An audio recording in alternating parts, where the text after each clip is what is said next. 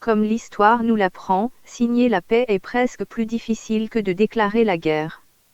Dans un premier temps, l'armistice est signé le 7 mai 1945 à Reims en présence du maréchal Jodl pour les Allemands et de généraux américains, français et soviétiques. Auparavant, les Allemands tentent de négocier une paix séparée. C'est-à-dire que l'on signe une cessation des hostilités avec la partie ouest, mais que l'on continue de se battre avec l'Est, contre les soviétiques. C'est une idée alors assez en vogue, notamment celle du célèbre général Patton, qui considère le communisme comme le mal absolu. Le commandement américain refuse évidemment, c'est tout ou rien. Pour faire bonne mesure et contenter Staline, on organise une seconde signature de fin des hostilités, mais cette fois-ci à Berlin, le 8 mai. C'est une exigence de prestige, car l'armée russe occupe entièrement Berlin. On remet le couvert de la capitulation avec cette fois la présence du maréchal Keitel. Ce n'est pas la vraie fin de la guerre, car les Japonais continuent à se battre dans le Pacifique. Pour qu'ils cessent de faire joujou avec la poudre, il leur faudra un sérieux coup de semonce qui tombera du ciel avec les bombes atomiques larguées sur Hiroshima et Nagasaki.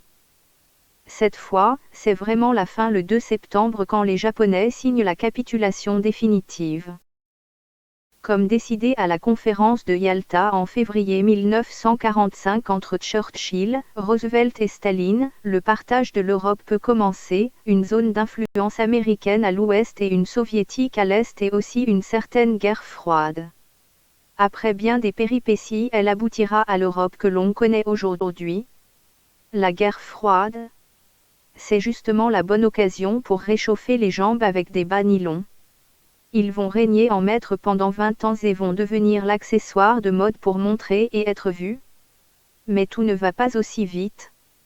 Les ruines de l'Europe, surtout ce qui est organisation, infrastructure de la société doit être remis en place. C'est un travail de longue haleine. Les privations sont encore nombreuses, on ne mange pas du filet de bœuf à tous les repas, ce n'est vraiment qu'à partir de 1947 que l'on commence à se nourrir à peu près normalement. Pour patienter, faut organiser une part de rêve. Cela peut se faire de différentes manières, la mode en est un moyen. Le célèbre magazine Elle diffuse son premier numéro en novembre 1945. Les premiers bas nylon sont arrivés en France via les GIs.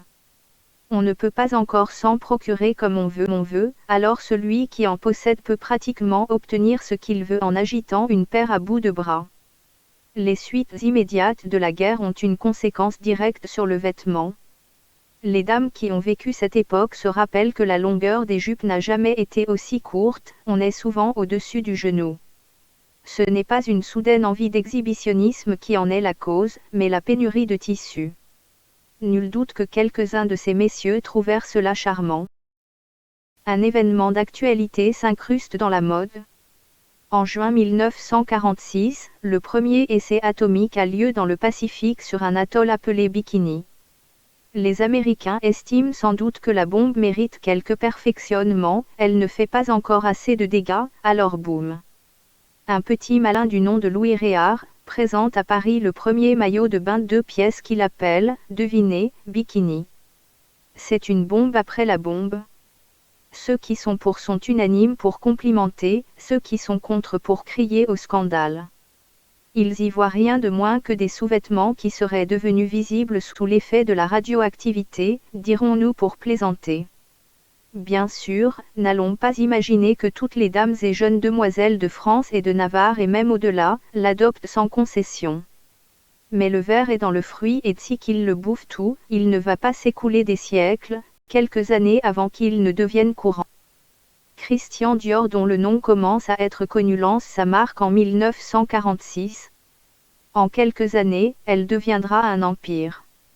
Dans cette juste après-guerre, il voit la silhouette de la femme revenir un peu à ce qu'elle était à la belle époque pour ce qui est de la taille, cintrée.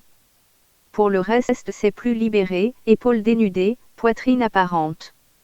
Son premier défilé en 1947 est un triomphe. Marcel Rochat saisit le vent de cette mode et invente quelque chose qui va nous concerner et devenir une pièce maîtresse du sous-vêtement sexy, la guêpière.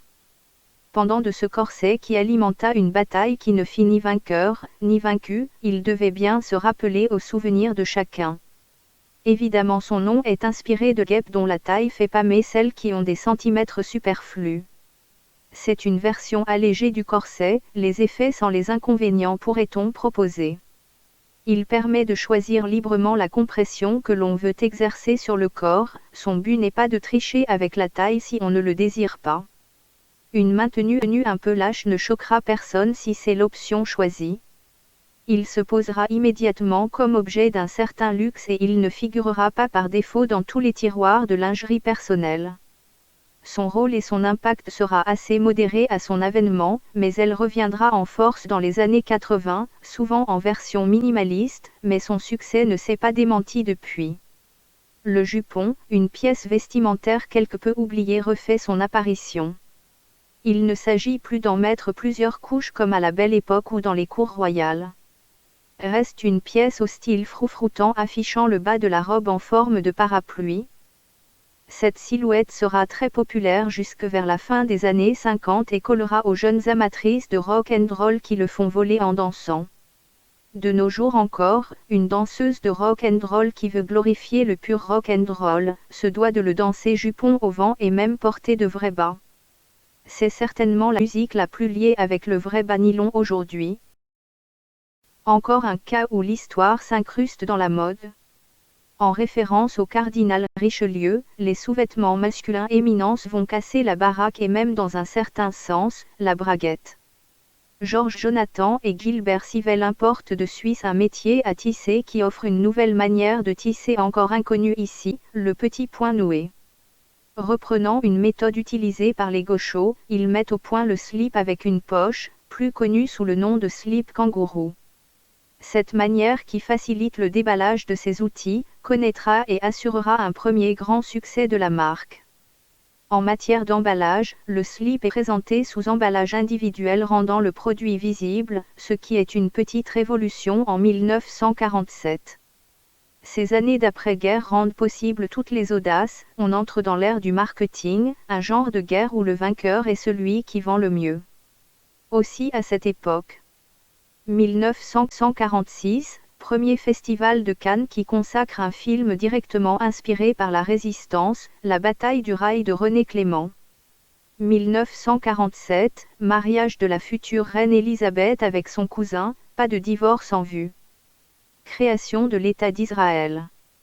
Invention du procédé photographique Polaroid, et oui déjà. 1948, en prévision des jeunes qui vont écouter Salut les copains plus tard, enfin sans doute, invention du transistor. Assassinat de Gandhi. 1949, la voiture presque accessible à tous, la 2CV. C'est quand même sublime. C'est d'abord esthétique avant d'être sexy. C'est quand même agréable d'être une fille, une femme qui travaille, qui peut se permettre de porter des porte-jartelles parce que c'est effectivement bien plus joli, bien plus féminin, bien plus élégant.